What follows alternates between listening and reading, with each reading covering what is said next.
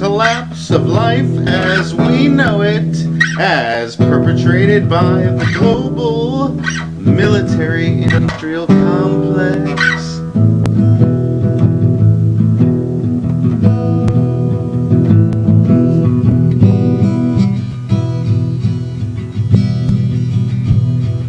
And now, ladies and gentlemen,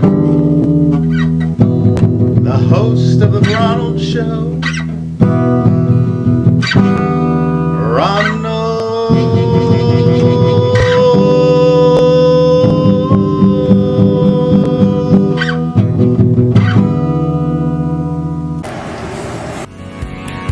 What if a government intelligence analyst from the Pentagon is forced to save mankind from extinction and the world from destruction, but first he must evolve into the Messiah and create the plan to save the world? The 21st century Messiah arrives, battles dark forces, and sparks the Armageddon that leads to the apocalypse, rapture, the 2012 pole shift, and extraterrestrial contact. Buy the book today by Ronald Farnham at Amazon and Barnes & Noble. The Second Coming of the Messiah, Book 1, The Awakening.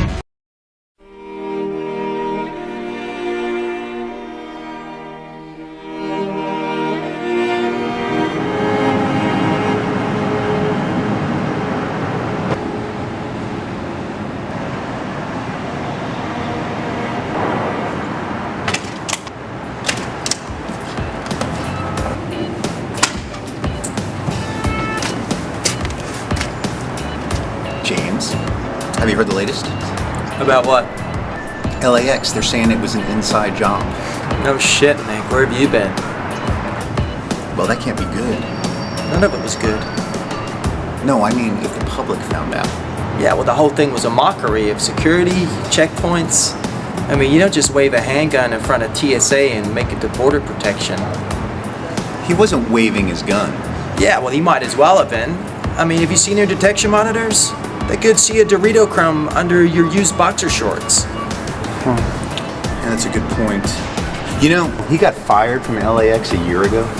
Jesus, never knew that. Yeah, the captain just told me. And he only worked there for a month. Plot thickens. His brother said that he was all pissed off at TSA and America in general, saying that the U.S. government wants to start a one-world totalitarian government. Man, what a nut job. Yeah, it makes you wonder, though. Wonder what? Well, I don't 100% agree with this kid, but, you know, the security and checkpoints, what if it's just another way to control society? And when do we all vote for it? You're one messed up dude, James. Well, the whole country's messed up. Wow, 2 o'clock. I gotta go. Where are you going so fast? Lunch. Good luck with the Doritos.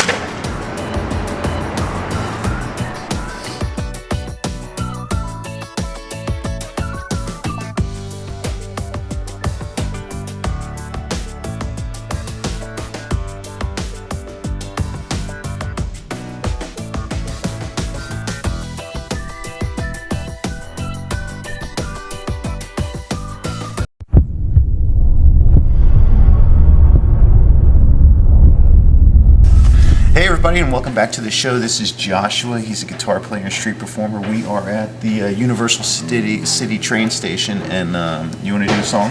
Yeah, I'm going to be doing one of my favorite songs. The song is called Never Ender. All right, cool. I'm going to get behind the camera so I can focus.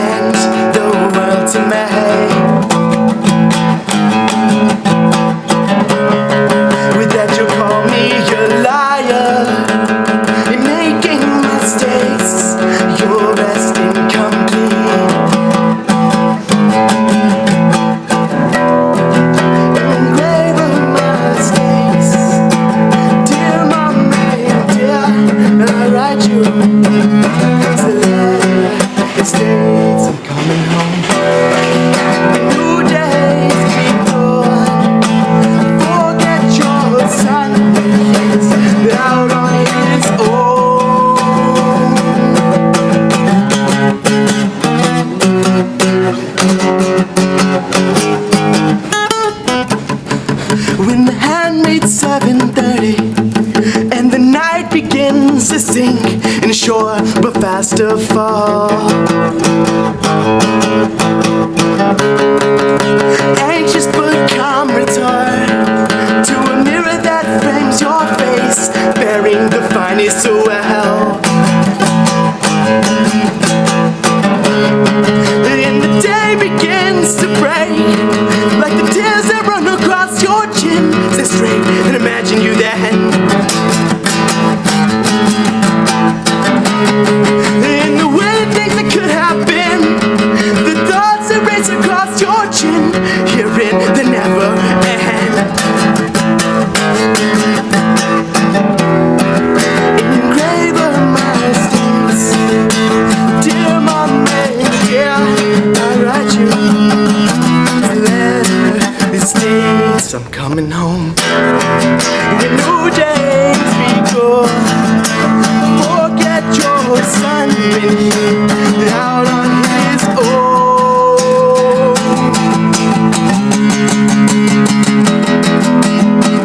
Put your gun in another direction now that you've cried yourself to sleep.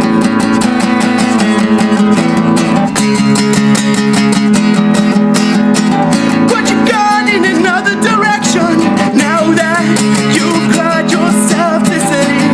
Here and after the fire.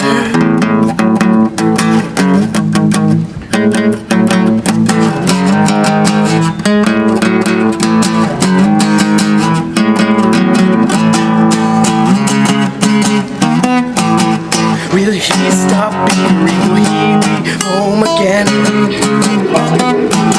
With wide open windows, will she be waiting for him? With 7 on blizzard, the days are cold and dead. We'll write him a letter in a long time passing by. Engraver my mistakes, dear mommy, yeah, I write you a letter that states I'm coming home. New days begun. Forget your son when he's out on his own.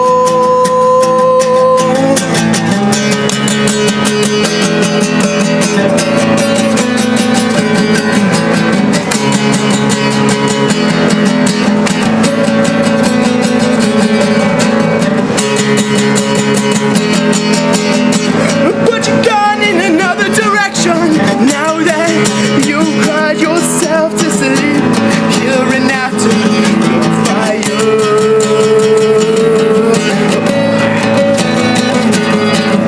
Say you're sorry now.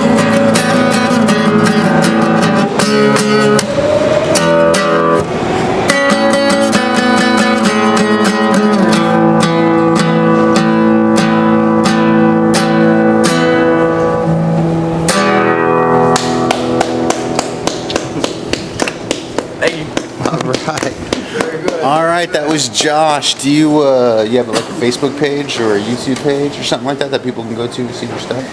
Yeah, it's gonna be under UA Creates. Under UA Creates. Do you want to spell that? UA and Creates at Facebook. So it's UA under UA at Facebook. Yep. All right, cool. All right, thanks, Josh. Thank you Thanks so for being much. on the show. Your name again? You're Ronald. Thank you, Ronald. Yeah, Appreciate it. It's the Ronald Show. All right, peace. Later, yo.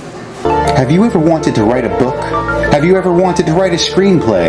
Have you ever wanted to have your great movie idea turned into a screenplay, turned into a movie, turned into a book, and distributed all over the world? Well, now you can learn how to do it with the great new book by Ronald Farnham, How to Write a Screenplay in 30 Days or Less. It includes the logline, theme, synopsis, outline, and screenplay of the 3 magic questions. Learn how to write a screenplay in 30 days or less, or your money back. Get it today at Amazon or Barnes & Noble.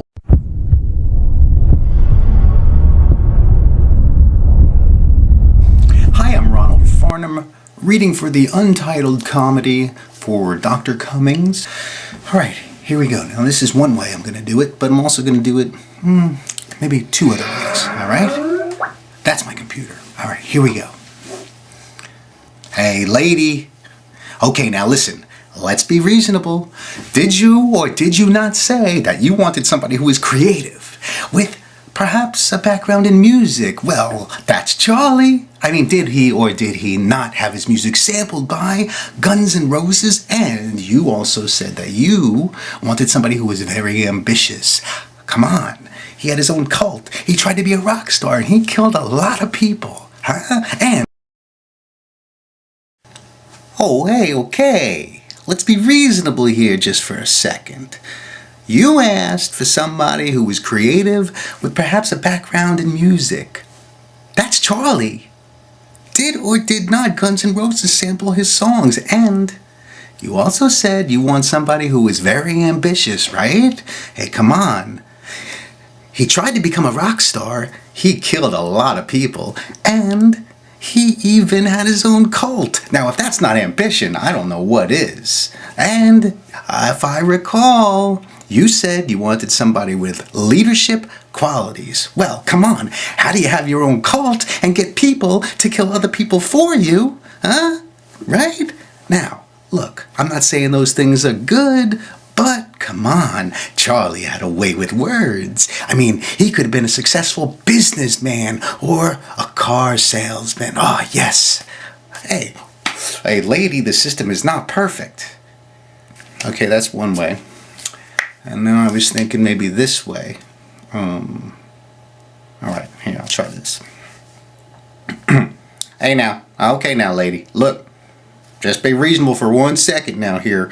You said, if I recall, that you want somebody who was creative with perhaps musical background. Now, did or did not Guns N' Roses sample some of his music? I mean, come on. And you said you wanted somebody who was very ambitious. Well, come on now. Did he or did he not have his own cult? Did he or did he not try to become a rock star? Did he or did not kill a whole bunch of people? Now, if that's not ambition, I don't know what is. And you said you wanted somebody with leadership qualities. Well, come on. How do you get your own cult and get people to kill people for you if you don't have ambitious qualities and leadership abilities? Huh? Come on now. I'm not saying those things are good. Okay? Not saying that killing people and having a cult and trying to be a rock star. Well, that's good because, sex, drugs, and rock and roll. But I'm not saying that's good. But golly, Charlie had some way with words, didn't he? I mean, he could have been a successful businessman or a car salesman.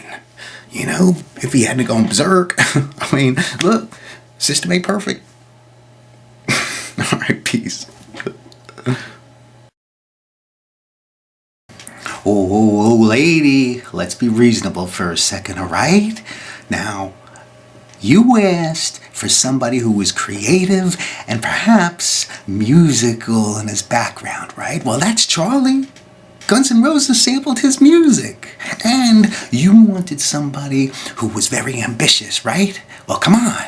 He tried to become a rock star.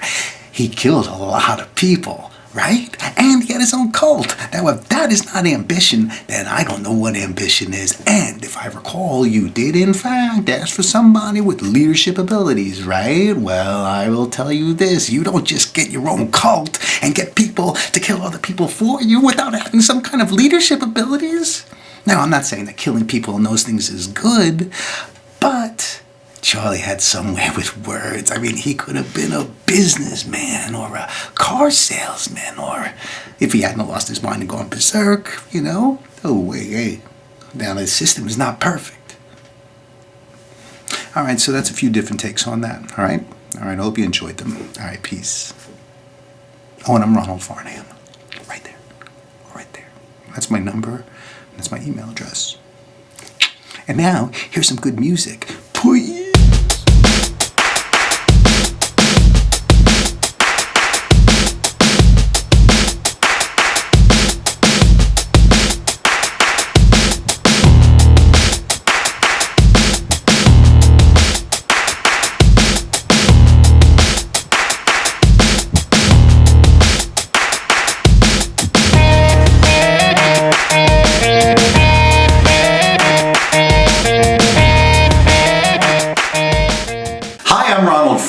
And I am auditioning for the Scientology in-house testimonials. All right, so here are my testimonials.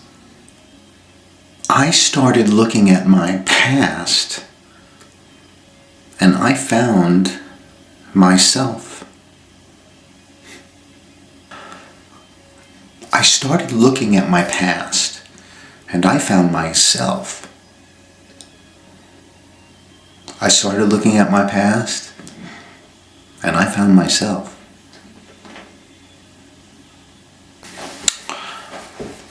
What it is, you know, I feel like I have more respect for myself. And I know that I'm only going to get better. I feel like I have more respect for myself. And I know I'm only going to get better.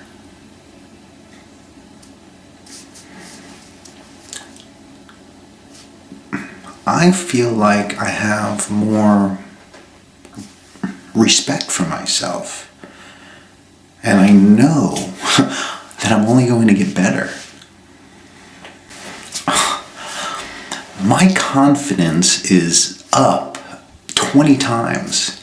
And I feel like I can accomplish my goals exactly as envisioned. My confidence is up 20 times. And I feel like I can accomplish my goals exactly as envisioned. My confidence is up 20 times. And I feel like I can accomplish my goals exactly as envisioned.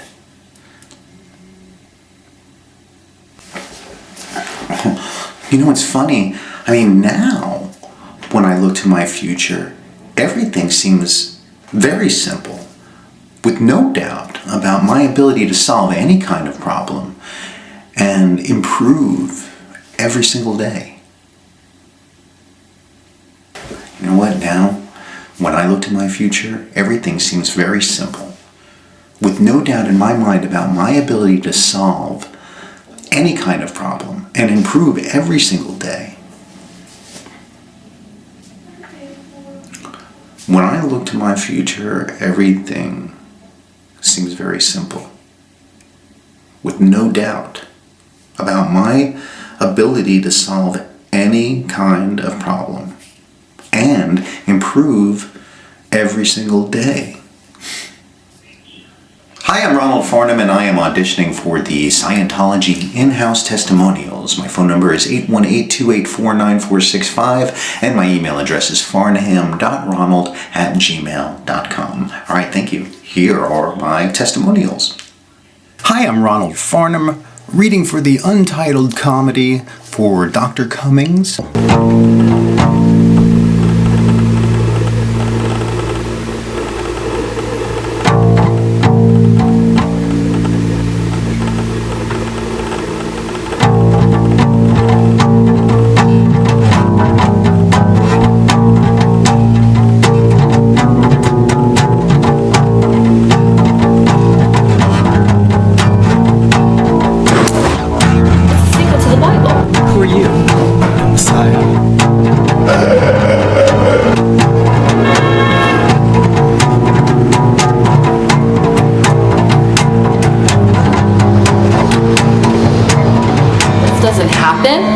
The human race will die.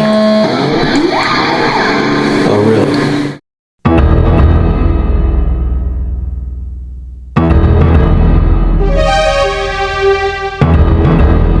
The first commandment is to maintain a global population under 500 million.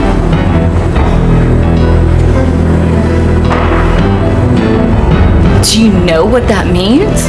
It means 6.5 billion people are going to die at the hands of the Illuminati unless we stop the Iranians from detonating that dirty nuclear bomb at the Hollywood and Vine train station. The Iranian suicide bomber cell is located at the Vibe Hotel on Hollywood Boulevard. This isn't Scooby-Doo.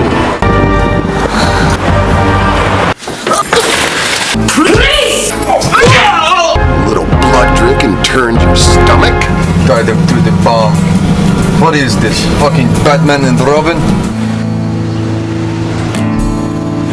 I had become part of something that I no longer felt right about serving. It's Halloween! Hollywood and Vine, not Vine Hollywood. Don't you know anything about American culture? You silly Russian. The global military-industrial complex. Leading the charge of the carnal feminine. Ah, yes. The Messiah. My book. It's the solution. How is that the way the world is?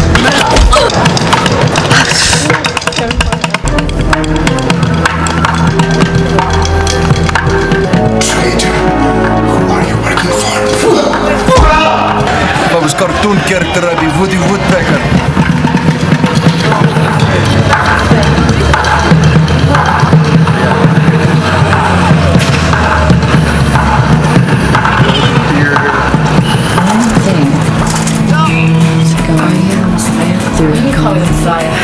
This land is your land. This land is my land. From the Gulf Stream waters to the New York Island, this land was made for you and me. I'm going to give you the story about Phil Schneider, an amazing American who sacrificed his life so that he could tell you what happened to him back in 1979. Now, it took Phil 15 years to come forward with his story because he worked on top secret projects. He was a geologist and a structural engineer, and in 1979 he was hired by the government to help build a deep underground military base. A DUMB is what they call it. D-U-M-B stands for Deep Underground Military Base. And in 1979, Phil was being lowered down into a shaft that had been built and was part of the opening and entrance to a deep underground military base. And what he found was that there was another base and another substructure underneath that was already there and had been there for, his estimate, maybe thousands and thousands of years. Now, as he was lowered into the facility, about 20 feet down, he came face to face with a 7-foot gray alien. And his first instinct was to pull out his Walther PPK and fire at the alien because he was afraid. He said it was the worst stench that he had ever smelled in his entire life, worse than any garbage dumpster he had ever been near. So the alien, he said, rubbed his hand over his chest and a laser beam fired out at Phil Schneider, blasting through his outstretched hand, severing the fingers and then splitting his chest wide open. Now, Phil says that he would have died if it hadn't been for a military member who grabbed him, put him into the box, and then raised him back up to the surface, where he was eventually saved. It took 15 years for Phil to come forward with his story, and in 1995 he started going around the country with in all of the UFO groups and the UFO community, trying to bring public awareness and spread the truth about the existence of aliens from other planets or galaxies or dimensions living on our planet, visiting us. Who are they? Where are they from? Why are they here? And that's what we're getting at. So he was shot by a laser beam, by an alien that blasted off 3 fingers, and you could see this in his interviews that he gave up before he was, some believe, murdered by the shadow government, and his chest was split open. Also during that time, within the year after he started coming forward, he believed that the shadow government, or shadow members of the government who commit, I guess, murder really for the government so that they can keep their secrets, he believed they were after him. He even had his car flip over on him because a wheel came off, and what they later found was that one of the lug nuts had been sawed in half. Now, a year after he started talking about this incident, Phil Schneider was found dead. And it was eventually deemed a suicide. And the coroner did a quick autopsy and just left it at that. But his wife, she believed that there were sinister operations and machinations behind his death. And so she had a further autopsy done. And what they did find was they found piano wire in Phil Schneider's neck, where he had very likely or possibly been choked to death so that the government could keep him quiet and keep the secret about aliens from you, the people. And Phil Schneider gave up his life so that you could hear this story that I'm telling you today.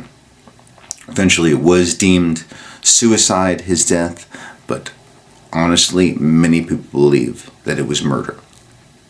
Alright, thank you for watching this episode of the UFO Hour, where we find out who they are, where they're from, and why they are here. We'll see you next time on the UFO Hour. Peace. Hello everybody, and welcome back to the RONALD Show, documenting the collapse of life as we know it is perpetrated by the global military-industrial complex. Today is Black Friday, 29 November 2013, and they say it never rains in California, but rarely it does rain in California, and as you can see, it is raining. I'm out here in Los Angeles, California. And being it's such a rare occasion that it is raining in cold November 2013, Los Angeles, California, I think I'm going to end the RONALD Show. I've come up with an idea for a new show that's going to be able to combine the new show with my show. So you'll be able to follow me as I go on worldwide exploration of the New World Order with guests from all over the world. So it's going to be a talk show. Instead of the RONALD Show, it's going to be called the New World Order Show, and it's going to be in a talk show format. So thank you everybody for watching the RONALD Show. I think we've started some awareness to at least the very fact that, you know, I'm having a little bit of fun out here. So the point is that you've probably learned about how to reclaim sovereignty, getting control over your human vessel, your manufacturer statement of origin for your automobiles, your grandees for your property, and an understanding of how the monetary system works, your role in it, what a trust is, and how to reclaim control over those trusts and your corporate fictions that have been created by the global military industrial complex. So this new show is going to be titled The New World Order Show, and it'll be right here on YouTube. I have a nice studio now that I'm going to be working in, a nice right here in my house, really. I'll be able to do it in a talk show style format. I'm going to have guests on that are going to you know, be part of the genre of the New World Order, whether it's talking about UFOs or alien abductions or the Illuminati or their former work on some secret government project or getting their life certificate of birth back. This is all going to be geared towards exposing the New World Order, making the New World Order our human sovereign order and not their commercial slavery order. That's what we have. We have two choices. Human sovereignty and freedom way, or their way of slavery through financing a corporate fiat government monetary system that is just exists on paper but has stressed you out, the whole planet, and is causing war and killing, yes, for this fiat monetary system by these crazy government politicians. I will see you in the new show. Again, thank you for watching the RONALD Show. This is the final episode. That's it. It's over. No more. It's the RONALD Show. Nope. All the singing and stuff is going to be going on the new show with a new format, and we're going to start making progress, which we already have started doing. All right. Thanks, everybody. Peace out. Now available at Amazon and Barnes & Noble is Harry Johnson, Diary of a Gigolo Porn Star. The crazy adventure of a 1951-born male in Beaufort, Georgia with a 2-foot penis that grows to 3 feet. He goes on to become an international porn star after becoming a war hero in Vietnam. Get it today at Amazon or Barnes & Hello everyone, and welcome to the very first episode of the New World Order Show. I am your host Ronald, and the New Order Show is about, well, we're in the New World Order. This is the New World Order. We're living in it. Today is December 12th, 2013. And so what we're going to learn here on the New World Order Show is that it's going to be the People's Order instead of the Order of the Illuminati. And that is what it's going to be about, illuminating the people to the truth on how to reclaim sovereignty and collapse the global military-industrial complex and eradicate the monetary system and to usher in a new world order for the people, by the people, and not by the Illuminati and whatever deals they have going on with whoever. Now, the exciting thing is I worked in the intelligence community for 13 years as a counterterrorism analyst, an intelligence analyst, a data manager, and a linguist and liaison, and worked in the held a top secret clearance for 13 years.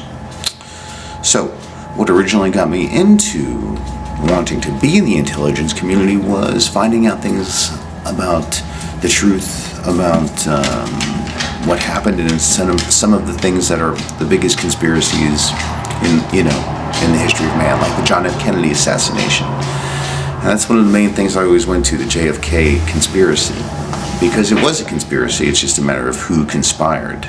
They know it couldn't have been just one gunman, and people have come out and said that it wasn't. So I tend to believe that it may have been. You don't just get to shoot the president like that and it not be coming from higher up, especially John F. Kennedy, one of the most popular people's presidents of all time.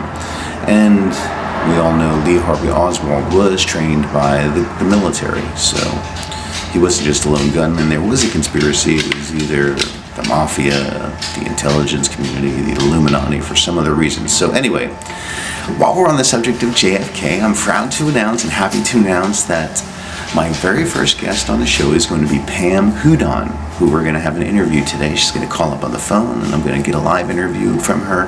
Her great uncle was one of the priests who administered the last rites to Kennedy at Parkland Memorial Hospital the day he was shot. So, thank you very much for watching this very first episode, and when we get back, I'm going to have Pam Hudon on, and we're going to talk about the memoirs of her great uncle who was there at Parkland Memorial Hospital the day Kennedy was shot. All right, we'll be right back after this. We are back to the very first episode of the New World Order show, and I'm going to call Pam Hudon now. Her great uncle was one of the priests who administered the last rites to Kennedy the day he was assassinated by a conspiracy of people who wanted to kill him, whether it be the Illuminati or the mafia or the powers that be. Anyway, I'm going to call Pam here and get her right on the phone, and we're going to do a nice interview. Her great uncle was one of the priests who administered the last rites to John F. Kennedy. Hi, Ronald. Hi, Pam. How are you? Fine. How are you? Good, good. So I am ready to do your interview about your great uncle. And yeah. Wonderful. Yeah, so I have you on speakerphone, and we're live on the show. The entire world is watching. And so let me ask you something. It's a small world, you know. It's kind of funny. We haven't really talked about this too much, but you and I went to high school together. Isn't that right?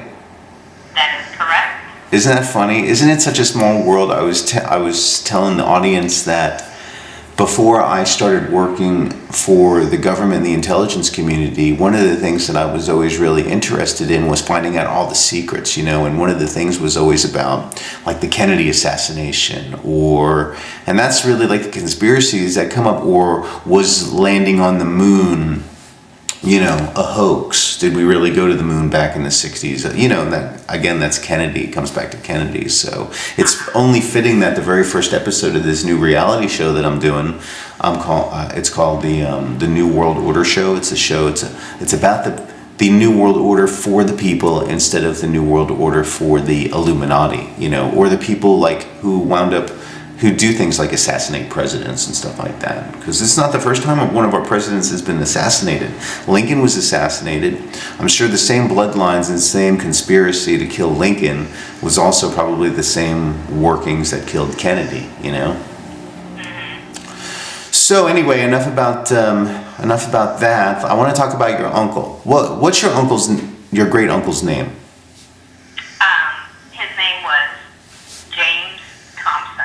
Father Thompson. Father James Thompson? Yes. And what was he? He was stationed. He was living in Texas, I guess, right? Right, that's correct. He was assigned at Holy Trinity Catholic Church, and that is located in Dallas. I see. Yeah, and I was reading his memoirs this morning, so I could, you know, I wanted to have it fresh in my mind. And Parkland Memorial, I guess that just happened to be their main hospital that they would go to. So it said in the memoirs I saw that when he walked into the hospital, that emergency room was basically the emergency room that he always went to administer last rites to emergency victims and things like that. Well, Parkland Memorial was the hospital where the priest, that was under their jurisdiction. That was the hospital wherever members of the parish might be. If they were in the emergency room or hospitalized, this is where the priest would go to administer last rites, or, if you will, administer to the sick and dying. So,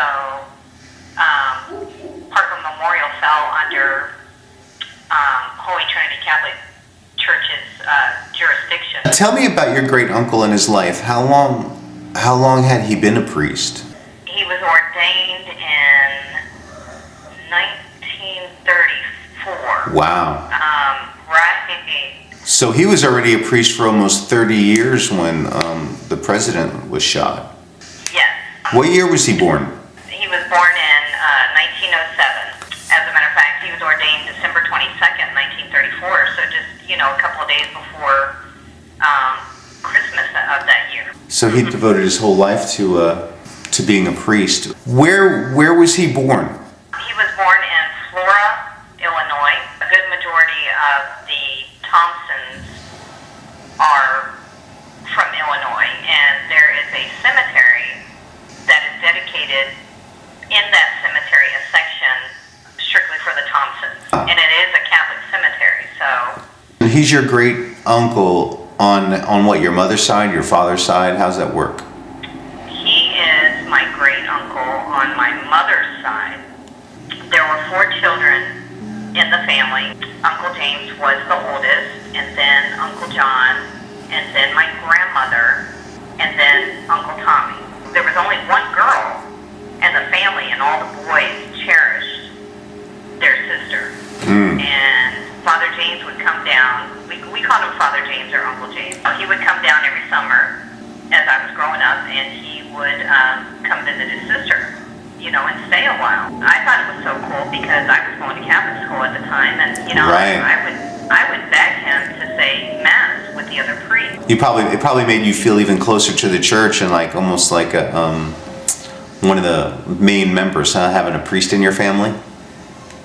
Yeah, kind of, Ronald, kind of like that. But it also made me feel, you know, as a kid, you kind of felt cool. Like, hey, that's your uncle up there, you know, saying the Mass. So you thought you were the cat meow. I'll tell you, my uncle, he had quite the humor. He was typical old, you know, Irish priest. He was, Oh, really? He spoke with an Irish accent. Oh, really? Did he speak? No. He didn't speak with an Irish accent, But he still acted like one. He smoked and drank. Right. Now priests don't. I don't know if They might smoke a cigarette outside. It's a different world these days than it was back in the 50s, 60s, even 70s. I guess it started to change a lot in the 70s, maybe 80s, when they started. Cigarettes, I think, are even different too. I don't know how long the chemicals have been the same in there. Did he smoke and drink his whole life? Yeah, I bet he started when he was in the Navy. Now, I'm getting more information. He was a chaplain in the Navy. Your great uncle seemed like a very smart and well-spoken person. I was reading his memoirs, and those were self-penned, right? He wrote those? He wrote that memoir? Yes, he wrote it. Very interesting and well-written. It was just to the point, but it was saying so much, you know. It was pretty emotional the way he wrote it. He said it was interesting, his quote about time, how time is so fleeting and it seems to kind of stand still, and there were moments that were just kind of frozen, you know, and he said that the First Lady was very stoic throughout the entire event. You know, that's a very good thing you bring up, Ronald.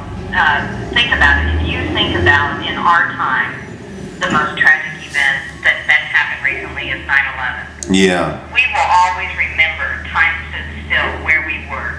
Our eyes were glued to the TV. Yeah. And as we watched those planes hit. So that is the way my uncle felt. Time just stood still. Right. And he couldn't believe, the stories that he would tell, because a priest takes a vow of silence. So, he had nobody to talk to. You can't tell the public certain things. So he would tell the family how he felt. Right. Just when the First Lady was in shock, and that's to be expected, but to see her so buoyant, stoic, and remaining calm, and just solid as a statue. It almost seemed like she expected it or wasn't a shock. And the other thing that was surprising was that I didn't think of her of being so covered in blood, Yeah, I just can't imagine how much blood got all over her. But in the memoirs, it said that she was covered. Her gloves were covered. She was covered all the way down to her socks. Yeah. From the waist down. And in reality, the way my uncle perceived it was that, this is looking at her and saying, this is not happening, written all over her face. This just did not happen. What the hell happened? What just occurred? She did. They didn't even have enough time to let her sink everything in. They whisked her away on a plane along with her husband's body. Did it have to go that way? I don't know. I know there's a lot of people wondering answers. How long was your great uncle at the hospital with the president's body and the first lady? Hours? 6, 7 hours? How long? He was there a couple hours. He was sitting, even in his memoir, it states what my uncle was doing up to the point where how he had knowledge of the president being shot was he was sitting in the recreation room. At the rectory, yeah. And watching it all unfold on television. How has it impacted your life, and also, what has it meant to your family? I was younger, didn't understand the whole ordeal. I know a tragic event occurred for my uncle, and that he carried this like a cross until the day he died. As far as impacting the family, the only person that my uncle had a common ground with for him to release, if you will, every year now, would be my mother.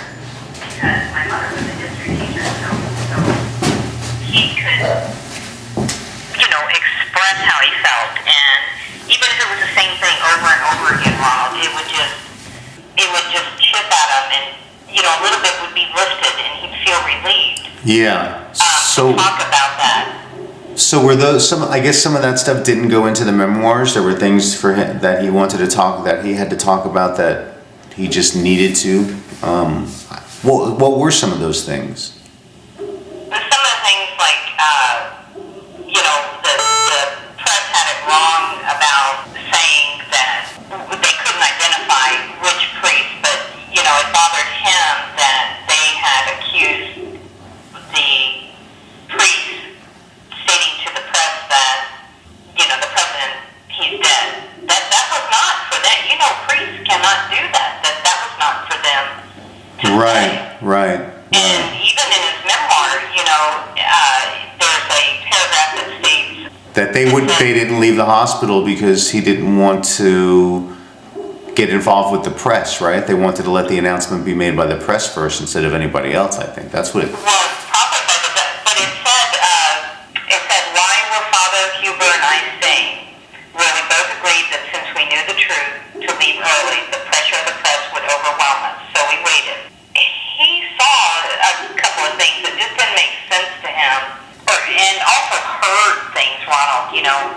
people saying, oh, he was dead on arrival.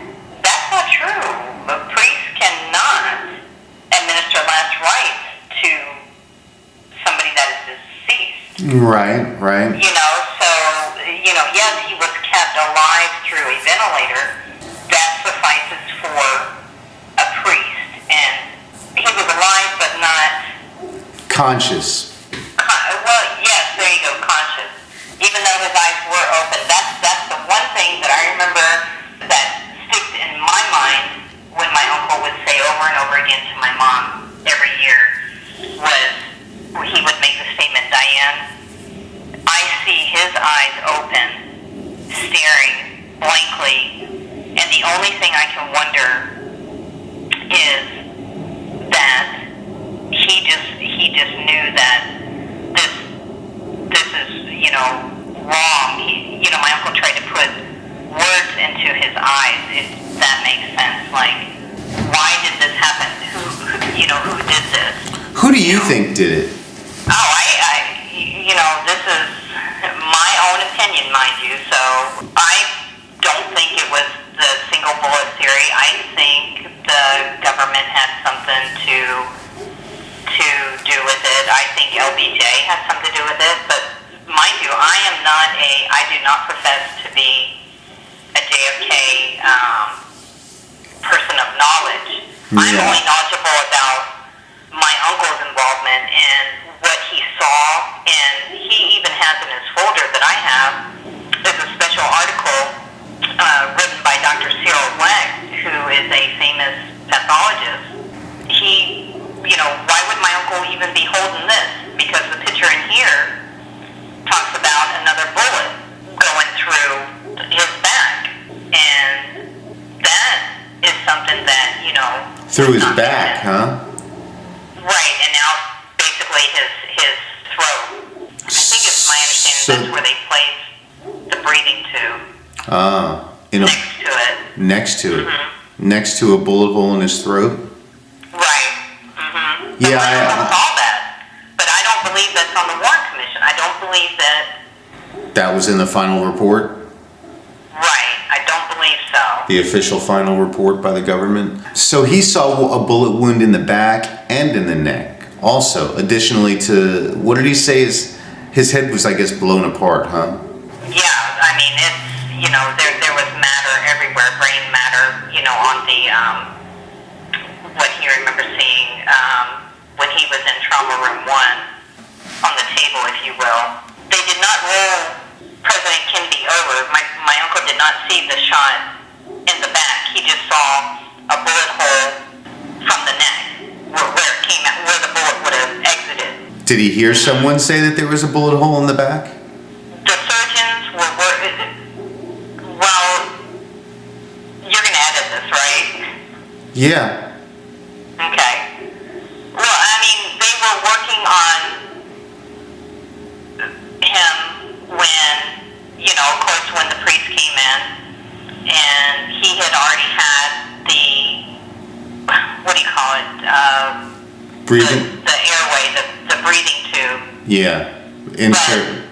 But my uncle did say that, one of the nurses had said that this had made it bigger, or no, they had to make it bigger and close to the bullet hole? Bullet wound, because that's where that needed to be. Right. And that where the bullet wound exited complicated things, is the way my uncle made it sound with what he had heard. Yeah.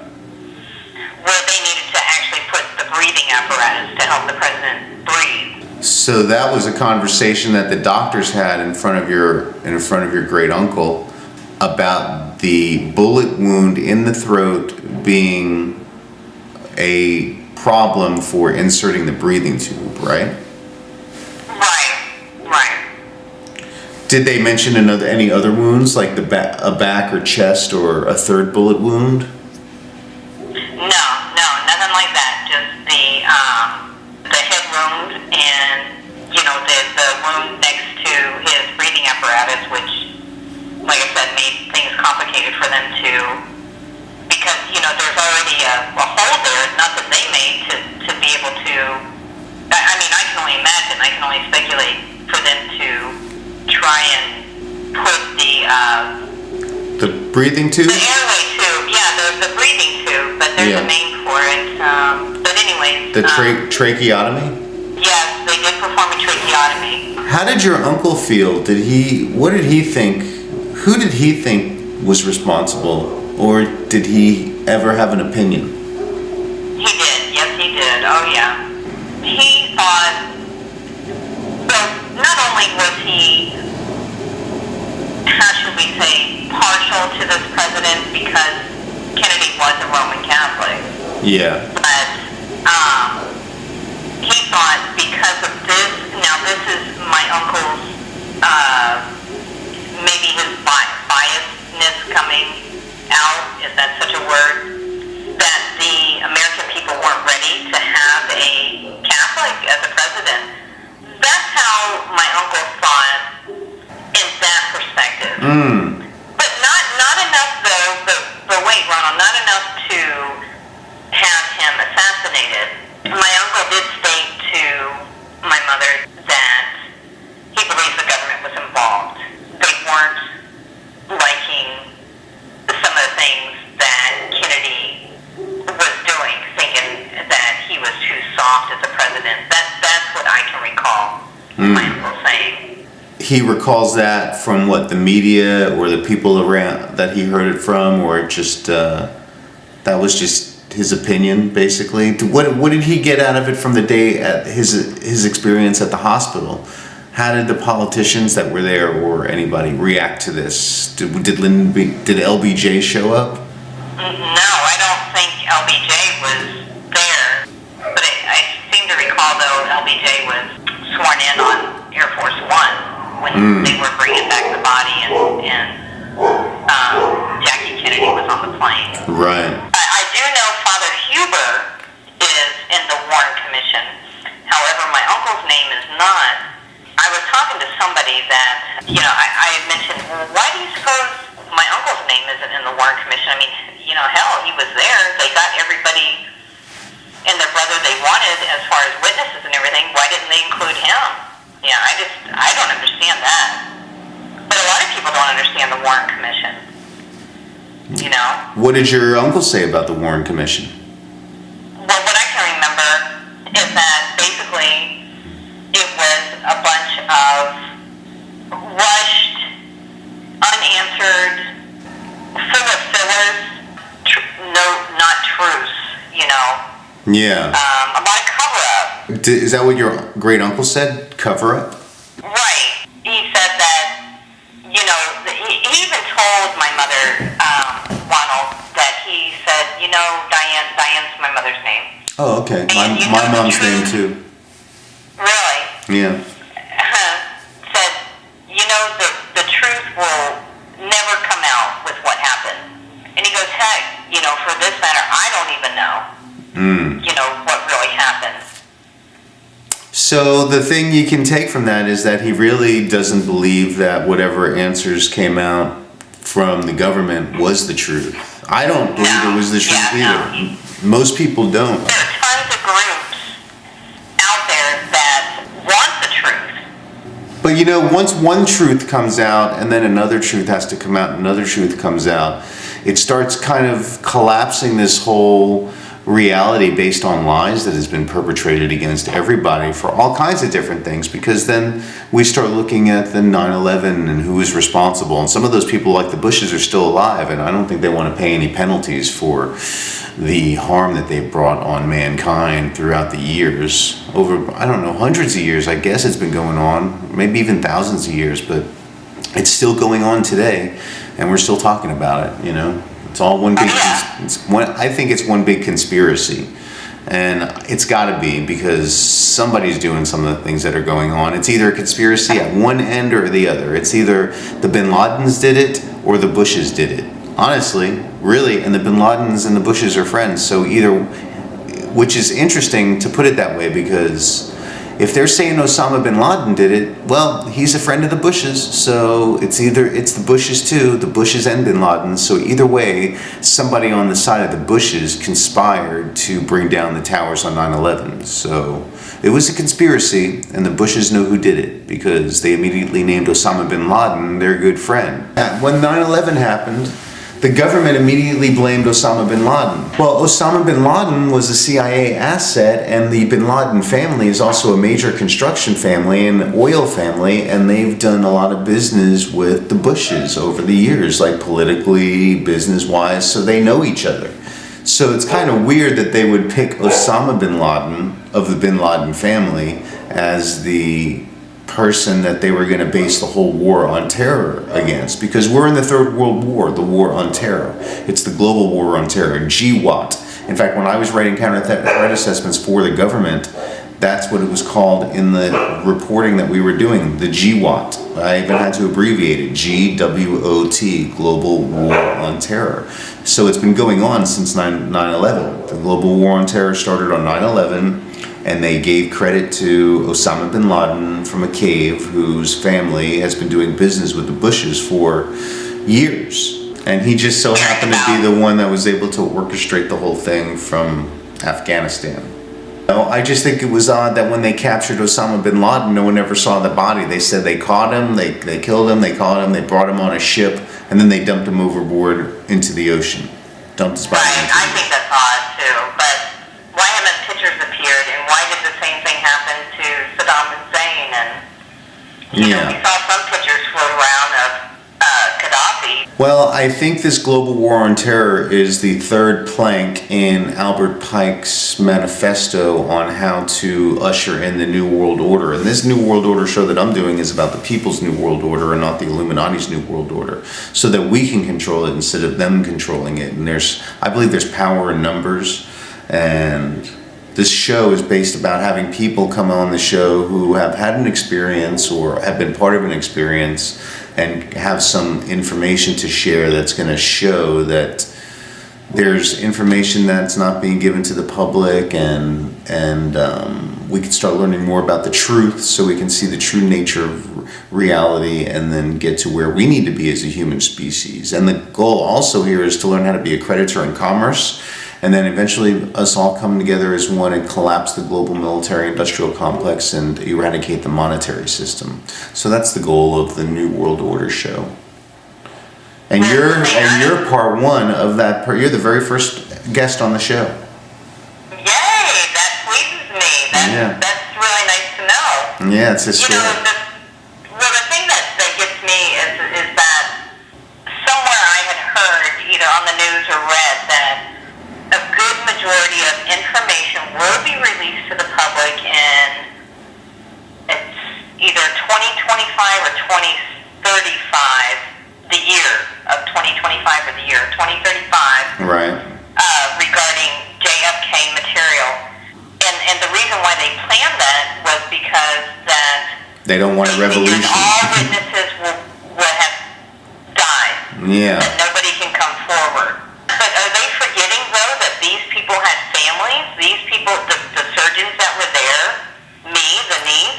Right. You know, that you don't think that the priests and the surgeons went home and told their wives and their kids and, you know, and that they hold that? And there's got to be more people like you who have ties to things like this who can come forward. That's why I've been, those are the kind of people I want on this show who can come forward. The Kennedys, you don't think that somebody will eventually come forward? You know, there's always somebody that breaks out of the pack, Ronald. Yeah. You know? Yeah. I mean, totally. You know, that goes rogue, if you will. Mm-hmm. That's just human nature, you know. So many people get fed up with hearing a whole bunch of lies, and then finally they come forward and throw this in the mix, so people get to thinking like, hey, this could have really happened. You know, let's see where the credibility is. Let's see where this is going. I'll tell you, Ronald, everybody was in shock. You can't tell me the surgeons, but things do kick in. He even says in his memoir that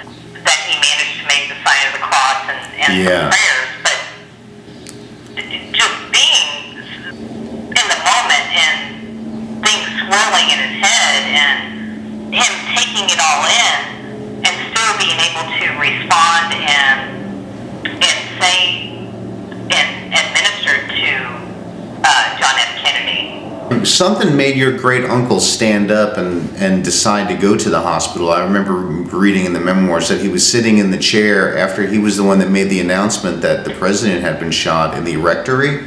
And then the father, I guess Father Huber, was leaving, and as he was leaving, your great uncle stood up and said, "I'm going too." And did he ever mention that moment, about that very moment where he decided to go, and if there was a voice in his head or just something said to him, or he had a sense that he needed to go too, or what? Well, yeah, he was very passionate about John F. Kennedy as our president. Plus, not only was he watching it and excited, watching it on television and excited about the president coming to Dallas, he knew even before the call was made that he needed to go. He needed to be there for the president so that he could administer the last rite if needed be. He did not know. He just knew he needed to go. Was there any footage of him being... Was there any footage of the president being shot after the moments that he had been shot? Did your great uncle on that day see any video footage of the president being shot? Just for the television show, he just automatically, got together everything and let Father Huber know and said, basically he was out like a lightning bolt. All right, Pam. Thank you so much for being on the show today. Thank you, Ronald. It was my pleasure. Peace.